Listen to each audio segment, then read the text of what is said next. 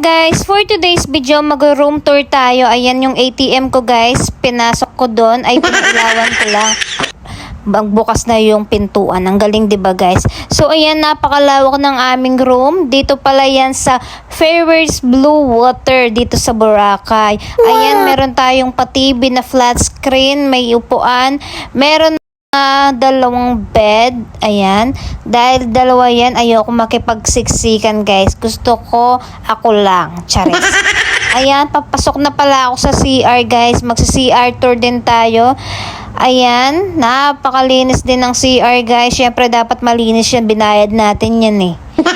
Ayan, pinakita ko lang yung CR namin guys. O diba, napaka-aesthetic ng CR namin. Pwede ka rin matulog dito guys kung ayaw mong matulog doon sa kama. Ayan pala yung lababo nila na napakaliit. Kasi nga, dalawa lang kami dito.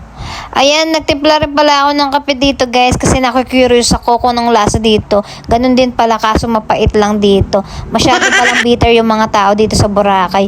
Ayan, binuksan ko rin pala yung rep. May laman na mga soft drinks, water at etc. Kapag hinawakan mo yan, lagot ka. May charge ka. Ayun, ninawakan ko na rin yung chismosa doon. Yun lang guys, bye!